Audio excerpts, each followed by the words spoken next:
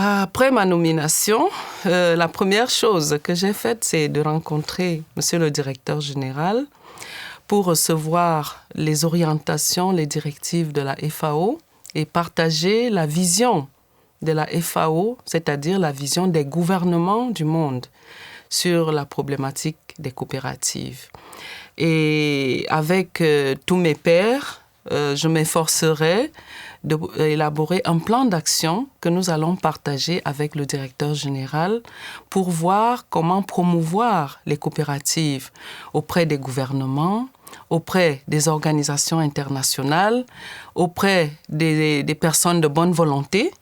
et auprès même des organisations paysannes elles-mêmes qui ont besoin de leur apporter leur propre vision à la construction de ce mouvement qui est important au niveau social, au niveau économique, au niveau environnemental et aussi au niveau politique, notamment dans la politique agricole et du développement rural.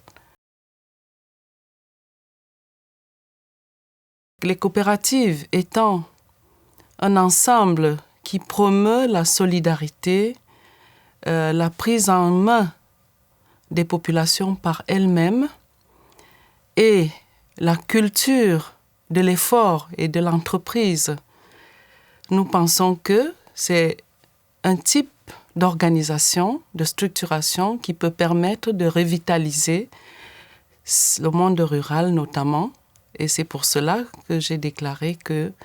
les coopératives sont un moyen de revitalisation des nations. Les femmes jouent un rôle très important dans les activités coopératives. Et pour l'autonomisation des femmes, il me semble qu'il soit important de renforcer les coopératives des femmes dans les domaines de production, dans le domaine de transformation, dans les domaines de commercialisation des produits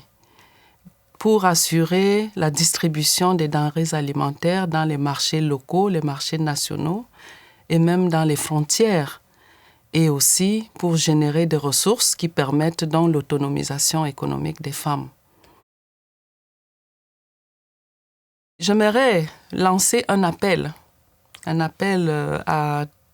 tous les producteurs du monde, à toutes les femmes, à tous les jeunes, et leur dire que l'agriculture doit être le moteur du développement dans le monde et que cette agriculture doit pouvoir permettre la sécurité et la souveraineté alimentaire des nations et permettre également le bien-être des communautés. Et en cela, je lance un appel également en direction des décideurs pour qu'ils soutiennent les coopératives comme un moyen véritable de réduction de la pauvreté à l'horizon 2035.